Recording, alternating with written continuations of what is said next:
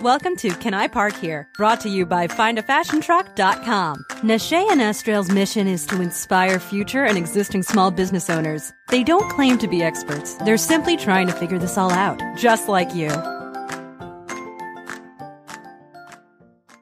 Hello, and welcome to another episode of Can I Park Here? Brought to you by FindAFashionTruck.com.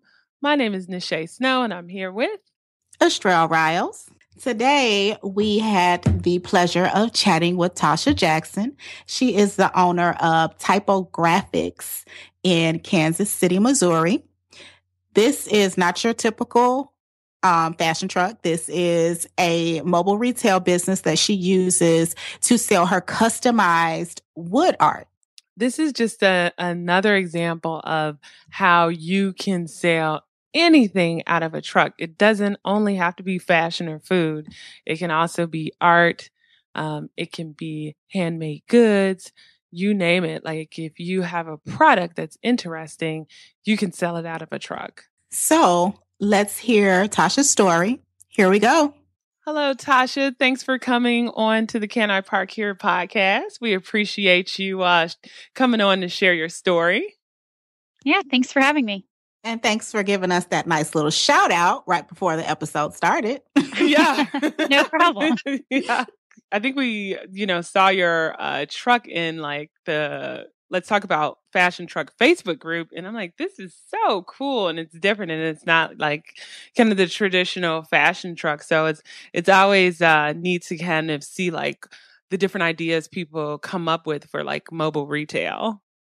Yeah, it's from what I can tell, it's the only one in the whole country that has this type of artwork in it. Yeah, in I a don't truck. think we've run across it. Yeah, so really cool. Well, thank you. Maybe tell a little before we kind of get into the truck and what you sell.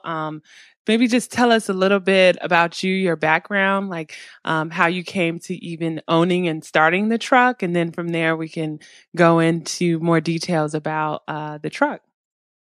Okay. Well, I was working full-time as a graphic designer. That's what I went to school for. And in 2009, I lost my job right after they announced the recession.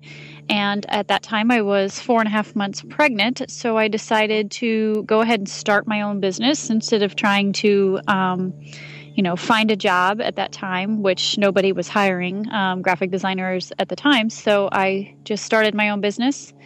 And for the first few years, I divided my business up into 3 different services. So I was doing graphic design, portrait photography, and also the custom artwork. And business was okay, but in 2012, I started working with a business coach.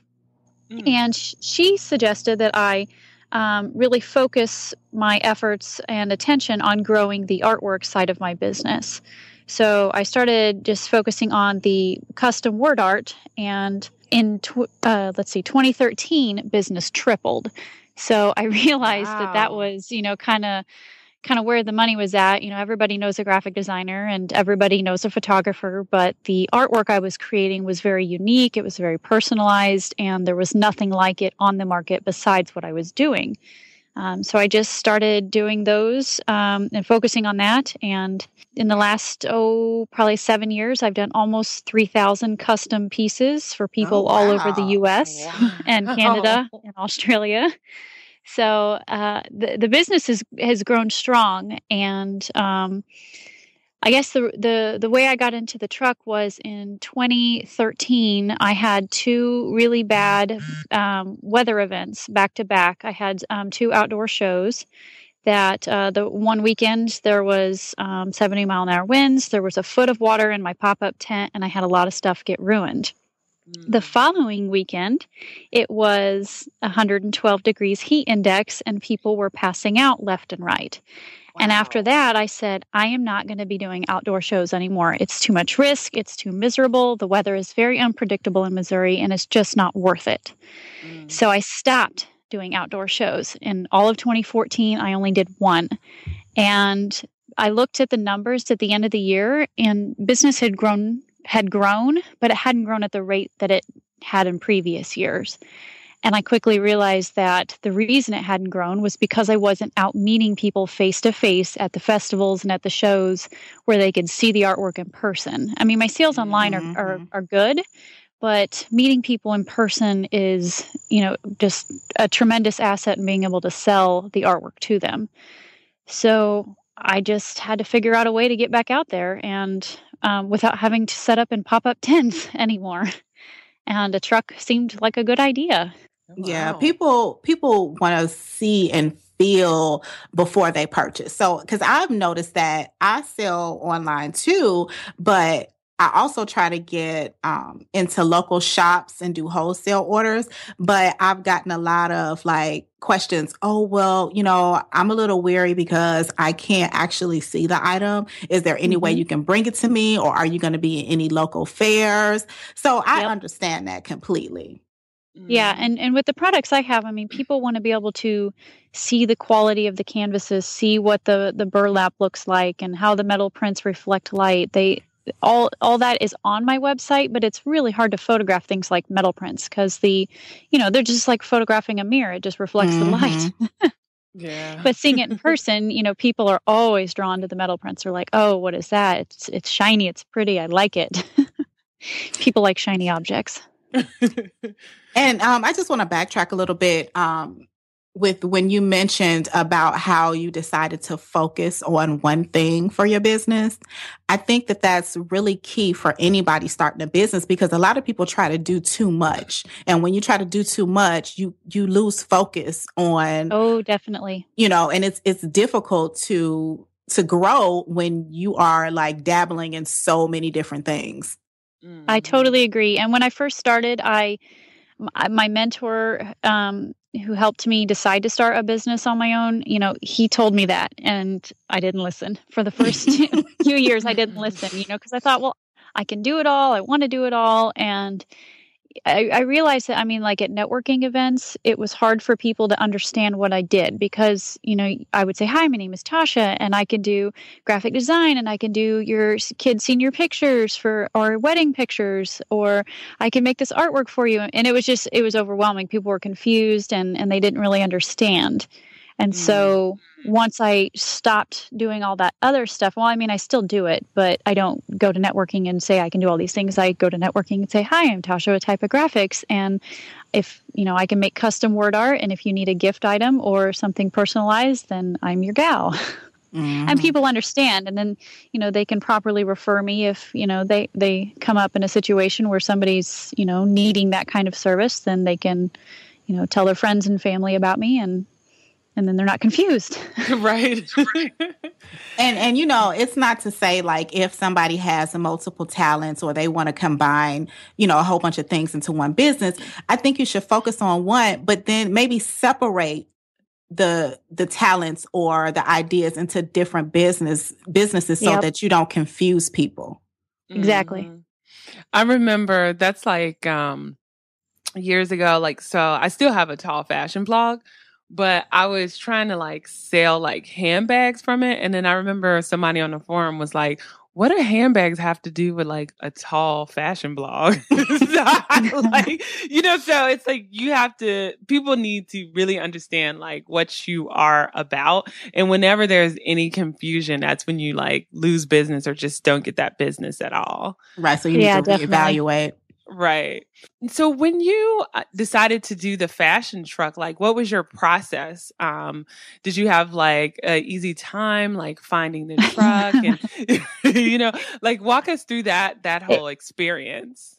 It's kind of a funny story. So on maybe a Thursday towards the end of June, I decided, I think I want a truck. This idea just sort of hit me, and I thought, well, I'm going to do it. So I looked on Craigslist, and I happened to find one that was very close to our house listed. And I talked my husband into going and looking at it because we just so happened to be going through town that day. And I said, can we go swing by this house and look at this step van? And it turns out that was an absolute piece of junk. It was rusted, it had no windshield, it didn't run. It was a lost cause.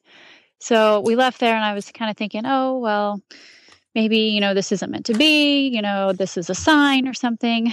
But that night, it was my 5-year-old's turn to pick what we watched on Netflix. And of course, he picked some ridiculous child or cartoon show. And so I was over on my phone, sitting on the couch, looking on Craigslist at step fans. And I found one in the city, which we live out. We're on the suburb of Kansas City metro area. So I found one that was for sale about 45 minutes from our house. And that Sunday, I kind of casually mentioned to my husband, I said, what do you think about going down to the city and looking at this truck? And he says, is this another one of your harebrained ideas? And I said, of course it is. And I said, I promise if this isn't the right truck, I will stop looking for the rest of the month. And it turns out that was, I don't know, maybe June, like 28th, 29th. So it was right at the end of the month. But we went down and looked at it, and I knew right away that, it was the right size and everything. And I had him, of course, check over the mechanical stuff. And he was quick to notice that the truck had old decals still visible on it that read Kansas City Police Department. And I said, so is that a good thing or a bad thing? And he says, well, anybody like that, like a government agency is going to take care of a vehicle. They're going to, keep it garaged, keep the scheduled maintenance done on it. And, it would be well taken care of. So we got back in my car and I was like, so what should I do? Should I buy it? Should I not buy it? Is it good? And he said, you aren't going to find another one in that good a shape for the price ever. So I said, okay, I will buy it. And Monday afternoon, I had the title in my hand. Neat. So it was pretty much from a Thursday to a Monday that I went from, okay, I'm going to buy a truck till the time I had a title. So it was a very, very quick process. And then, of course, then comes all of the, I probably should have thought of like insurance type questions and things that I just completely overlooked. And I just got so excited and so wrapped up in the idea that I didn't even really thoroughly research it. And if I would have researched it, I might not have done it. So, I look back now and I thought, well, that was kind of crazy. But at the same time, I probably would have talked myself out of it had I, researched how much insurance is on these trucks and how much it costs to paint a truck like this and just all the other little things that went into it. But the truck is done now, so it's all good. Well, we recently received a question via email from somebody just asking about insurance. Do you have any tips or advice for people who haven't yet bought a truck but are trying to figure out like the whole like insurance shop thing? around okay. And ask. I thought I had found one company that was recommended to me by another mobile retail, and I was under the impression that they were one of the only companies in the entire country that would do a commercial liability policy on it. And I was almost ready to sign the contract on this deal.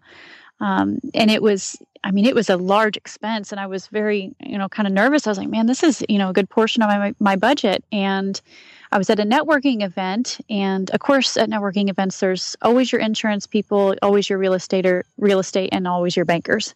And there was a guy who said, he was an insurance agent. He introduced himself, and he said, I specialize in unusual insurance cases. And I said, well, I don't suppose you could do something like this truck. So I explained it to him. And he's like, I've never done anything like that, but let me see what I can find out. So he was a broker and was able to, go search the marketplace or however it is their process works. And he found me a quote for the same amount of coverage as the company I had found for half the price.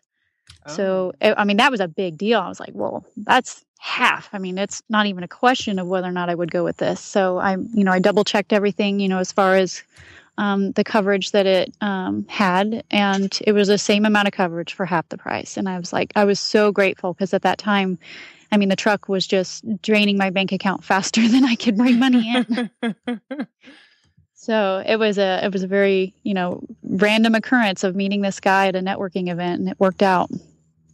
What are some specific things that people need to ask for in regards to insuring a mobile retail vehicle? Because a lot of people don't know, a lot of insurance agents don't know how to deal with it. Well, and that's the case with the guy I worked with. I mean, he was pretty unfamiliar with this industry as well, but he asked around in his world and found people who had the right answers, and the company that we ultimately went with. I mean, they had done vehicles like this, and the questions that I thought to ask were things like, what's the requirements for the stairs? Because I hadn't built my stairs yet. I said, if I need to build my stairs to a certain specification, I need to know that. Am I going to be required to have handrails? And surprisingly enough, they didn't require me to have handrails, although I'm going to have them before my next event. But those were just the kind of questions I was asking, and things like, if something were to happen, like what is, and somebody were to try to sue me or something, what is this policy? How well am I going to be protected? Mm-hmm. I mean, you hear all kinds of horror stories, on the news and stuff about so-and-so suing so-and-so over something ridiculous, or, that the average person, says common sense tells you not to do something, and people are suing companies for that. And I mean, that could completely destroy a small business like me. So I just wanted to make sure that my bases were covered and that I didn't have, that risk of having everything I have worked so hard for, getting taken in some silly lawsuit. So, absolutely. As far as your wrap, how did you design it and then just kind of go to another professional in order to get that done? No, my truck is actually not wrapped. We completely restored the finish on it. My husband did all of the body work. I mean, I'm talking hours and hours and hours, and basically 2 months of solid work on the truck, of sanding it, repairing the dents and the areas that needed, the rust. It had a very minimal rust on it, but, some areas where it was starting to, wear thin, and, he built that back up with Bondo and primered it and painted it all in our shed. So I was very lucky to have him to be able to do all that process, without having to, pay a company to do it. I mean, companies were wanting 2 to 3 times what I paid for the entire truck. They wanted to do just the paint job on it. So by doing it all ourselves, we were able to save, thousands and thousands of dollars. But the truck, you would never know was done. I mean, my husband can do anything, and he's restored cars before, but, it's not his full-time job. So I don't know if you'd call that a professional or semi-professional job, but by looking at the truck, I mean, I've had car enthusiasts and stuff come up to the truck, and they're looking at the finish of the paint, and they're like, "This is really, really well done." We didn't just slap some paint on it. It's done right, and it really, the quality of the paint job really shows. Yes. And then on top of the paint, then we did. I designed all the graphics, and we had a local gal do the cut vinyl on it, and then I ordered the large full color piece that's on the side of the truck. I ordered that online, and then did all the installation myself. I remember seeing the pictures now of you kind of, I believe, showing like a piece of the hand painted like truck. It had like Chevrolet or something on it, or yeah. The bumper grill is like a very iconic design. They use that same Chevrolet use that same grill design and headlight configuration on all of their large scale trucks, dump trucks, everything from like the mid 60s all the way through the mid 80s. So that was something I fell in love with on the truck from the very beginning. And of course we had to, repaint the truck to get rid of all the navy. And then I had to hand letter the Chevrolet letters back onto it in the white to get that, iconic Chevrolet front grille. Yeah, that's cool. So yeah, that was the Chevrolet letters were really the only part of it that were actually hand painted. Everything else was done, like with a gun and a spray gun and vinyl letters. Okay, cool. Vinyl. Now, what's your best selling item in the truck, and what's like the average price point of your pieces? Prices for the personalized art start as low as $35, and they go all the way up over $400. and they're just based, the pricing is based only on what it's printed on. So it doesn't matter how many words somebody chooses or how many colors. It's just based on whatever it's printed on. And so I would say right now my best seller is probably the burlap prints with the barnwood frames, just because burlap and barnwood is extremely hot right now. And, it's kind of the farmhouse modern trendy is a trendy thing right now. So everybody really loves the burlap. Yeah, and it's kind of cool because you do some custom pieces, but I just kind of went onto your Facebook account, and I see you have like one for coffee, which would be perfect in like a kitchen or, even like a coffee house. Yeah. Yeah, actually about 95% of all of my business is nothing but personalized ones. And then the, I guess you'd call them generic, non-personalized ones, those only account for about 5% of my business because, really, why would you get something generic when you can get something personalized? Right. But they're really great for, people who can't make up their mind or have commitment issues with choosing their own words. They can just say, oh, I'm just going to grab this one and take it home and be done with it. So it's a great option for people like that. But like I said, most of my stuff is personalized. What's your average turnaround time for the personalized items? Typical turnaround, including shipping, is around 2 to 3 weeks. Now, a very, very important thing to note, though, is that the deadline for guaranteed Christmas delivery, and I keep this deadline the same every year because it's easy to remember, is Black Friday. So as long as an order is placed by 11:59 p.m. on Black Friday, then they are guaranteed to have it by Christmas Eve. Yeah. And so I think all the online shops, the boutiques, they need to like specify in the listings or the fine print that we have this certain date that you need to place the order by if you want it by Christmas. I usually start promoting my holiday stuff in January. I say, here's the cutoff for Christmas. It's never too early to order. And then I really hit it hard, coming Labor Day weekend, I hit it really hard with, now is the time to order. Don't wait. Don't delay. Pick out your words now. Pick out your colors. I have this phrase that I came up with when the very first year I started doing them, and I made T-shirts that said, "Make your word list. Check it twice. TYPOGRFX is the perfect holiday gift for those who've been nice." Aww, that's cute. Something I've just promoted year after year, and people think it's funny, and they that it's catchy, and it just people respond well to that little jingle. Now, your pieces seem like they're fairly large. Where do you get like your shipping supplies from? Is it like Uline or something like that, where you've been able to find like the appropriate packaging? It's very hard to find boxes that fit the canvas sizes because they're so big, but at the same time they're so thin.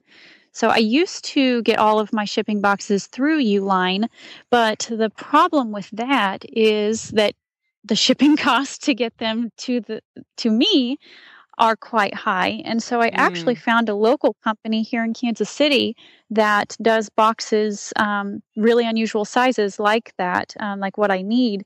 And I can order a large batch of them, and then I can actually go down to their warehouse in the city and pick them up. And, that saves me $150 per order, which is probably what I spend, per year on shipping boxes. So that finding that local vendor was, really crucial to saving that much money on it. Are those the flat foldable boxes like that artwork is shipped in? Okay. Yeah, that's the ones I order. And a lot of my artwork actually comes to me in shipping boxes. So I recycle everything that comes to me. If something comes to me in a canvas box that I can reuse, I keep it. And I have a very large stash of cardboard, as you can imagine, that takes up a large space in my office that is nothing but shipping boxes. But I've saved a ton on having to purchase. I don't have to purchase a lot of shipping boxes, but reusing them as much as possible is the best. And do you mind sharing that resource so we could put it in the show notes? I would have to look up the invoices because it's been a while since I ordered anything. I'm going to say it's like All Pro Packaging or something like that. I'd have to look it up. Oh, no worries. No worries. And then also, do you find it tricky, like trying to tell a customer that is coming into the truck at an event, like, okay, you're going to pay for it now, but maybe get it 6 weeks later? Or are most, you know what I'm saying? Because everybody's always used to walking away with something, or, how do you handle that? That is a tricky aspect to what I do. Some people are baffled by the fact that they can't walk away with a finished piece right on the spot. But when I explain to them, it takes time to design it, and then I have to get it printed, and I can't do all that printing on the right there on site. So most people are usually pretty easygoing with that. They understand the process of a personalized thing like that. Now, what I do at shows and events to drive sales, like on the spot, is I usually offer some kind of buy now savings. And anytime I'm further away from my house than, say 30 minutes, I usually just say, okay, free shipping. So I'm not out a huge cost, but the customer feels like they're getting a good deal. Oh, well, if I purchase now and make that commitment, then I will, I will get these savings. And so then they feel more obligated to purchase. And I think the best thing that I found with my type of item that is personalized for driving sales right there on the spot is I do not make them pick their words or their colors right then, because that immediately shuts down the sale. People freak out and they're like, no, I can't, think. I'm here with my kids. I'm here with my family. I don't have time to stand here and write out 30 words. So what I actually do is I sell gift certificates, and they pick out the item they want to personalize. So say they want a 16 by 20 canvas, and they go ahead and pay for it. So they get those, whatever savings that I'm offering at the event, and then they pay for it and they get a gift certificate code. And I write out, this thing it's a gift certificate sheet, and it's got a code on it, and it's got all the instructions on it for them. But it says, go to the website and you click on this link, and then it will walk you through step by step the entire process of personalizing it and entering in your words and your colors, so they can do all that later. So they don't have that pressure of doing all the personalizing parts right on the spot. That's a good idea. So that when I figured that out, that was golden, because my very first show I did like 7 years ago, I showed up with clipboards and pencils, and I would hand them out to people like so excited, like, here, start writing down your words. And people would immediately go, I don't have time for this. And they would freak out and they would walk away. Now, as far as events, what events work best for you? Well, I'm kind of still discovering that with the truck. My truck's actually only been done for about 3.5 weeks now. So I've had it out at about, I think maybe 4 or 5 events so far. And right now, I'm just really trying to schedule any and every event I can possibly get the truck in at this late of notice, in the holiday season. In the past, I've done things like, wine festivals, different like local fairs and things like that. What are really successful for me is we have in the Kansas City area, there's a group called Just for Her Events, and they also own a secondary brand called Chick Events. And so they put on events that are all handmade and artisan crafted items. So all the items have to be either locally sourced, locally produced items. And they charge a fee for the shoppers to come into these events, so they're more qualified shoppers. And there's a really, strong presence of shoppers who appreciate things that are, that might be a little more expensive than what you would normally spend at like a shopping event, but they're things that are locally done, handcrafted. And they appreciate that type of value in an item like that. So those kind of events have been really successful for me as well. And like I said, wineries, I did a ladies' night at a winery here locally. Actually, that was one of my very first events I did with the truck. And women seemed to respond really well. They weren't really sure what I was doing. Like, were they supposed to come up in the truck? Like, were they, just supposed to look at it? Like, so it was kind of, it's been a learning experience trying to, figure out, do I stand outside the truck? Do I stand in the truck? Like how do I get people inside of the truck? And it's been fun so far. And I've got several holiday events lined up. Some of them are actually inside, which is going to be really weird, I think. But I think the truck will be a really big draw. So one of the biggest events I'll be doing is the Holiday Mart, which is put on by our local junior league, and it's inside of an extremely large convention center. And so we'll actually be able to drive the truck into the building and have it set up where, normal people are just in, little pipe and drape tent or, booth areas. And here I'll be inside the building with a really awesome truck that will hopefully be drawing the crowds over, and, will be kind of a conversation piece, and people will be telling, hey, you got to go check out what's going on in that truck over there. Yeah. So it's totally a learning experience. I mean, I think just take it wherever you can get it. Good advice. What you POS? Oh, I'm sorry. And that, right. What POS system do you use? That tends to be a very popular question with mobile retail owners. Right now, I'm using Square, and I hand write out my gift certificates. So it's fairly straightforward with me. I don't have, a set inventory of anything. Even my cash and carry items, I don't keep an inventory of. I just basically look at my little crate and I say, okay, I'm running low, so I order more. And, if I run out of something in the cash and carry items, it's not a huge deal. It's completely different, I understand, than like the fashion trucks, where you have to stock different sizes and everything. That's the beauty of mine, is I don't have that overhead of having to have all these items in stock, because everything is, ordered and printed on demand. So I don't have to have that kind of complicated POS system like a lot of the truckers do. Mm-hmm. And then your website, you just have a different system there, like card system, correct? Where you can kind of take payments online. Okay. Yep. I think my website commerce system is built through WooCommerce. I don't know if you've heard. It's like through.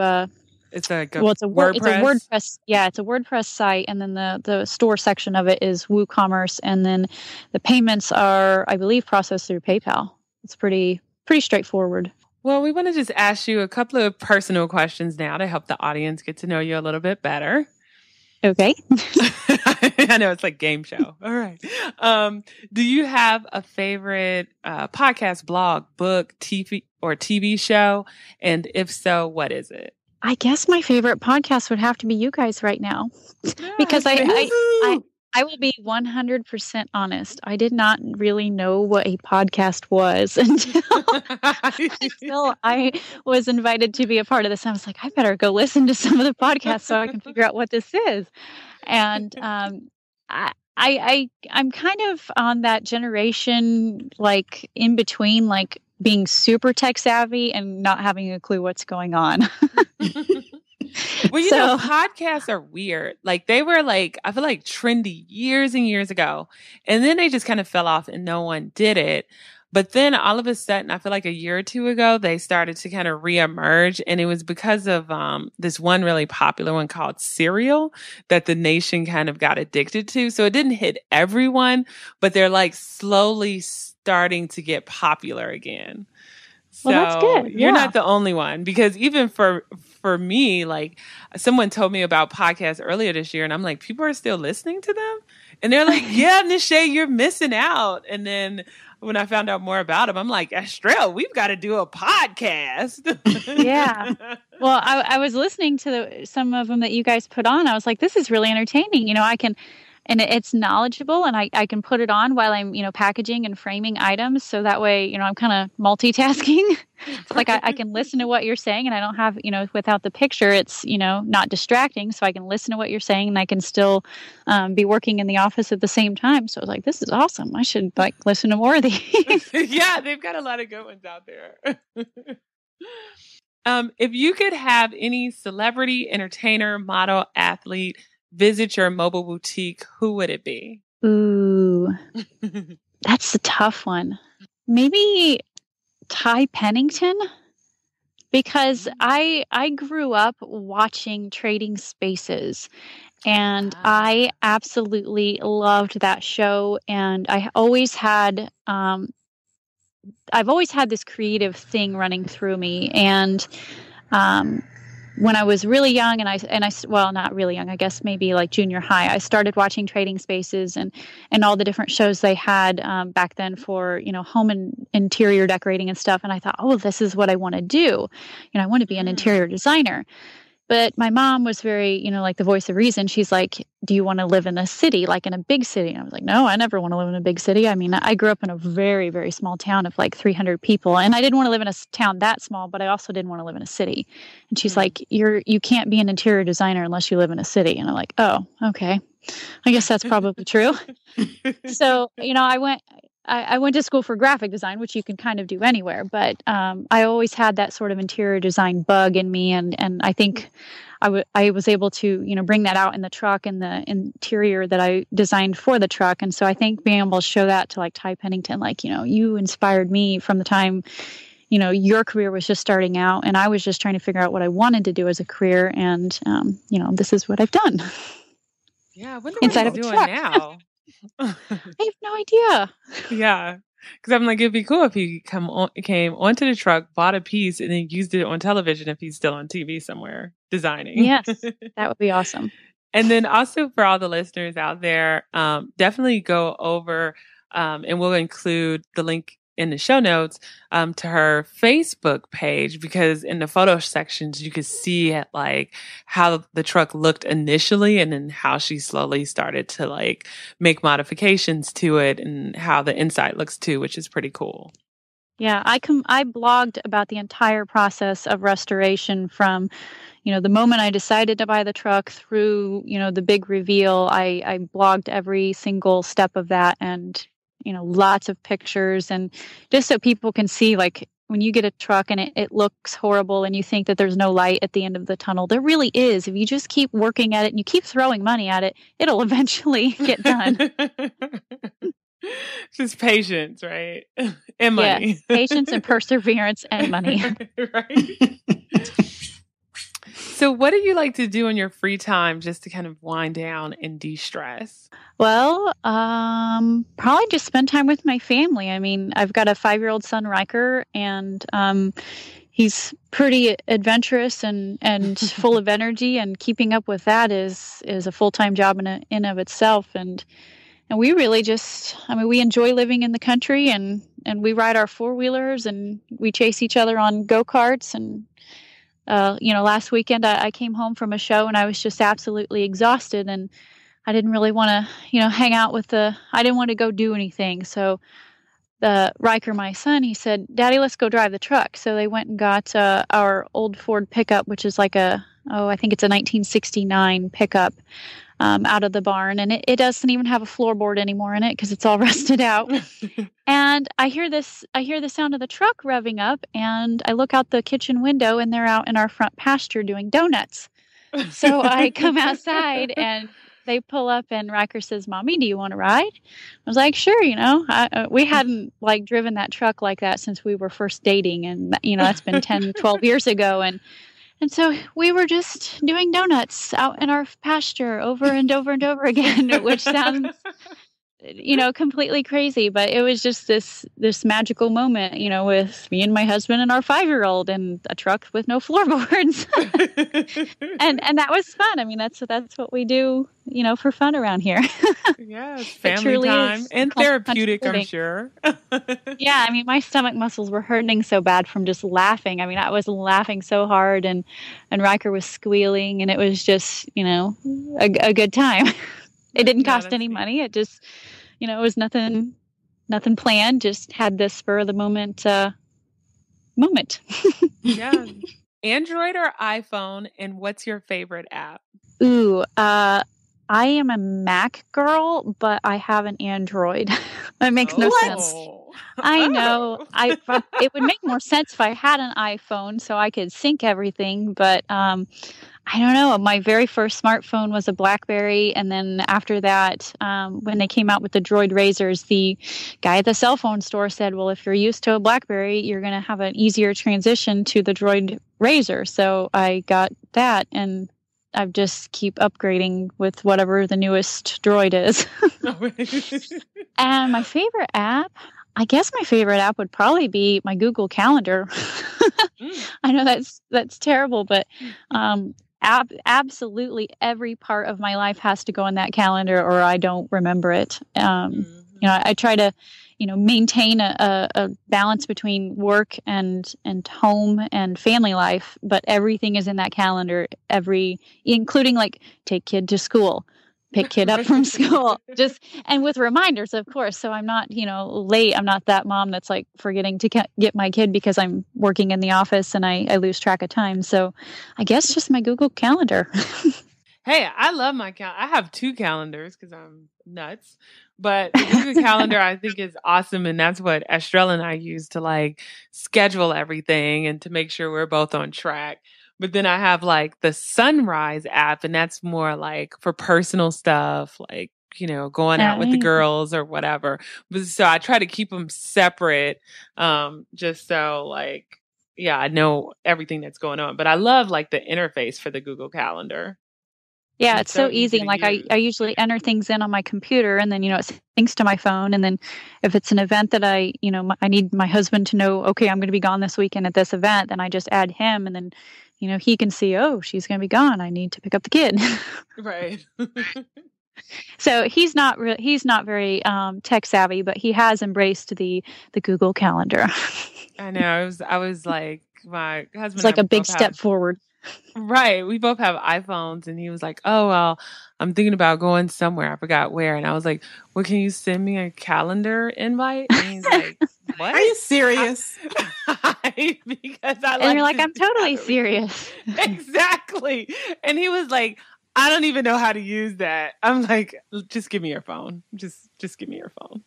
I do the same thing. So don't talk about me, Estrella. Uh-huh. Well, I'll let Estrella wrap it up with our final question. Okay. What would you attempt to do if you knew you could not fail? Probably something in the music industry. Because I grew up in a very musical family, I guess you could say. My mom and my nan and my biological father had a pretty well-known country music group back in the 80s. And, they traveled the bar scene around Missouri, and they were, pretty well-known, had a good following. And I grew up like listening to all the old country music and having, weekends where we'd get together and sing. And I've never sang in front of people. And I don't think I have that fantastic of a voice, but I really enjoy singing when nobody else is around. So if I knew I was really good at it and I couldn't fail, then I would probably dabble somewhere in that industry. Nice. It's still creative. I think as long as I am doing something creative, I'll be happy. I know when Estrella and I went to the same high school, and we had all of these fabulous singers there. I was always so jealous because I can't hold a tune, and Estrella can't either. Well, first of all, speak for yourself. I can sing. Okay? Well, see, the first step is you got to recognize, right? You got to recognize whether you're good or not. Right. You only have a problem if you think you're good and you perform in public, and then it's really embarrassing when you realize you're not. Not good at all. But so where can the people find you? Please give us like your website, your handles, and if you have any events coming up, you can also mention those. Okay. The website for my artwork, the direct link to it is iheartwordart.com. So that way nobody has to try to remember how to spell typographics. So again, it's iheartwordart.com. And you can order on there. The entire process can happen through the website. And if you have any questions, just click on contact, and that will email me. And if you're interested in a direct link to the truck and the history of the truck and the restoration process, that one's pretty easy too. It's just typotruck.com. And you can see everything on there, including my upcoming events. I've had a couple local media appearances on our local Fox 4 TV station and a couple other morning shows. So you can see links to those from that typotruck.com address. And upcoming events, I've got pretty much an event scheduled from here until forever, or at least until Thanksgiving when my deadline is for Christmas orders. So probably the easiest thing to do is just check on there and see where I'm going to be at all around the Kansas City metro. Oh, and then I'm on Pinterest, or I'm on Instagram at Tasha, which is TYPOTOSHA. And I'm on Pinterest at TYPOGRFX and Tosha Jackson, which is TOSHA. Great. We will make sure to include all of those links in the show notes. And Tasha, thanks again for agreeing to do this interview. I think people will find it very useful and helpful and inspiring hearing your story. So thank you. Yeah, it's been really fun. Thank and now you. I know what a podcast is.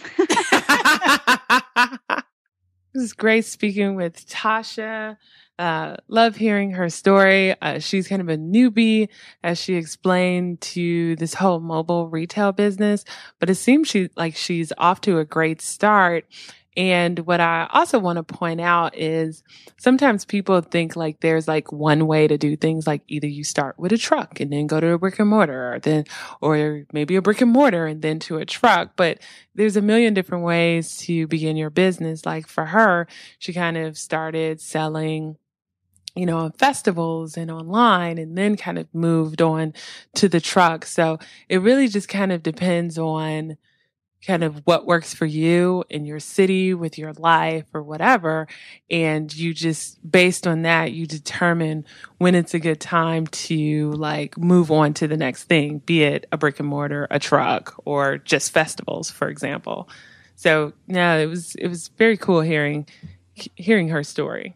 She tapped into a great niche with being able to sell personalized wood art. Like nobody else is doing that. So I think that she's really going to grow with this business. I think so too. And just a little bit more on the niche, like when you try to sell too many different things, it really does confuse people. And even like, let's say if you have a fashion truck, usually there's like a theme, right? If it's not vintage, it's modern. If it's not modern, it's what? Something, or black and white or poppy colors, or, usually there's a certain vibe and style, that you get when you walk into that truck. And that's kind of maybe your niche. Like maybe if you're black and white, your niche is for people who, are void of color. They don't want color, but, I think it was great that she even got a coach. And that's another thing too. If you're kind of like struggling and you just don't know what to do, like definitely get a coach, like talk to somebody about, kind of what you're thinking of and what you're trying to do. So they can to clarify though, a business coach, not a life coach. True. Okay, that's so true. Business coach. yes, absolutely. But I recommend that. It's just good to kind of get advice for people. Get advice from people like experts, and people who don't. So, and it's better when they don't know you, so they can really listen to you and your story, and then kind of guide you. Right. Because really, friends and family are not going to tell you the real deal. No. They're not. So. Absolutely not. But yeah, so thanks again, Tasha, for coming on to the show. We really appreciate you sharing your story. All righty. So, guys, don't forget to go over to iTunes and leave us the best review possible. 5 stars. I knew you were going there. Yes, that will help us. Yes. And if you can, leave a review while you're there. Please. Also, don't forget, you can go to the startafashiontruck.com website. On the podcast page, there is a section called Ask FFT. You can leave us a voice recorded message asking us anything you want. It could be about mobile retail. It could be about specific business info. Anything, even if you wanted to ask specific questions about Nisha and I and how we got started with the podcast and with the Find a Fashion Truck business, what have you. Even if you have recommendations for a future guest, please feel free to leave us that message and we will answer your question on the following episode. Yeah. And we just actually featured someone last episode, 32. It says, don't have a mobile boutique yet? Try doing a pop-up shop. Because Lori left us a message asking us for some more information. So if you just kind of want to see how that whole format is, definitely check episode 32 out. And that was a very popular episode too. So we might do some follow-ups on pop-up shops or even try to interview people who are really popular when it comes to pop-up shops. And if you know anyone, just send us an email at info@findafashiontruck.com and we'll contact them to see if they want to be on the show. All right. So toodles, people. Thanks for parking here. Well, I got one more thing. Oh, God. Don't forget to follow us on social networks. We're on Facebook. Just type in Find a Fashion Truck. We're also on Twitter and Instagram at FFT_official_. If you go to Pinterest and type in Find a Fashion Truck, we're also there. And of course, YouTube, please subscribe to our YouTube channel. You can type in Find a Fashion Truck. And it's kind of cool. We've gotten several subscribers and we've gotten like 5,000 views, which is pretty cool. And of course, when we just do our one-on-one interviews, there are actual like video clips of us acting goofy. So definitely check us out so you can see us still acting goofy, weird. Really? Really? Anywho. Have a good one. Thanks for parking here.